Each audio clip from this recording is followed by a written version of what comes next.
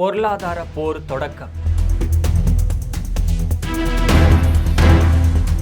ஈரானை வம்பிழுக்கும் அமெரிக்கா. பகிரங்கமாக மிரட்டல் விடுத்த ஈரான். சர்வதேச அரசியல்ல பெரும் பதற்றத்தை ஏற்படுத்தியுள்ள அமெரிக்கா ஈரான் மோதல் புதிய மற்றும் மிக விபரீத கட்டத்தை எட்டியிருச்சு.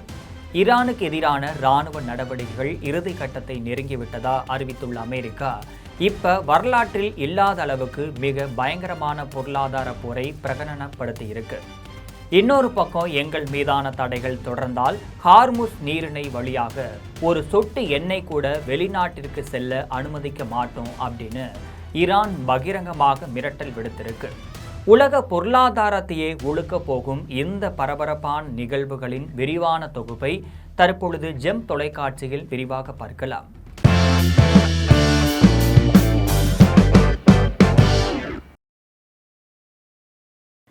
ஈரானுக்கு எதிரான இராணுவ நடவடிக்கைகள் முடியும் தருவாய்க்கு வந்துள்ள நிலையில அடுத்த கட்டமா அந்நாட்டின் பொருளாதார உயிர் நாடிகளை முழுமையாக துண்டிக்கும் முயற்சியில அமெரிக்கா இறங்கிருச்சு.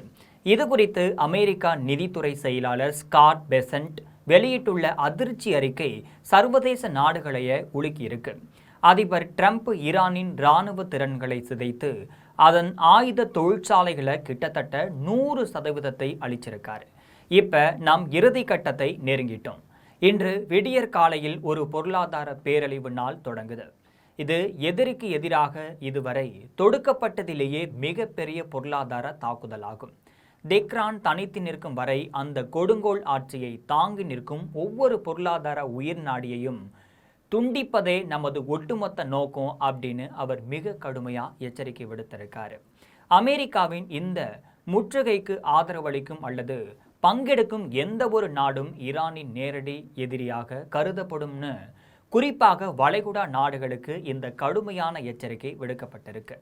அமெரிக்காவின் இந்த பொருளாதார போர் அறிவிப்புக்கு ஈரான் சற்று பின்வாங்காமல் பதிலடி கொடுக்க ஆரம்பிச்சிருக்கு. இஸ்ரேலுக்கு ஆதரவான அமெரிக்காவின் தாக்குதலுக்கு அப்புறமா உலக அளவில் எரிபொருள் விநியோகத்தில் 30% மேல் பங்களிக்கும் முக்கியமான ஹார்முஸ் நீரிணையை முழுமையாக முடக்குவதாக ஈரான் முன்பே அறிவிச்சிருந்துச்சு. இப்ப அமெரிக்காவின் புதிய பொருளாதார தடைகளை பதிலளிக்கும் விதமாக தான் ஈரான் தேசிய பாதுகாப்பு சபையின் செயலாளர் முக்சென் ரெசாய் வெளியிட்டுள்ள எச்சரிக்கையில் வளைகுடா நாடுகளில் இருந்து ஒரு சொட்டு எண்ணெய் கூட இனி ஏற்றுமதி செய்யக்கூடாது அப்படின்னு திட்டவட்டமாக மறுத்திருக்காரு.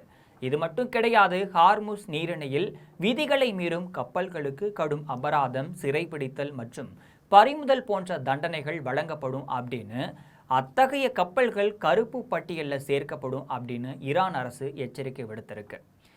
ஈரான் நாடாளுமன்ற சபாநாயகர் முகமது பாகர் கலீப் மற்றும் வெளியுறவுத்துறை செய்தி தொடர்பாளர் இஸ்மாயில் பகே ஆகியோர் கூட்டாக என்ன சொல்றாங்கன்னா, கடந்த 20 ஆண்டுகளுக்கு மேலாக அமெரிக்கா தடைகளை சந்தித்து வரும் ஈரானுக்கு இது புதிதல்ல.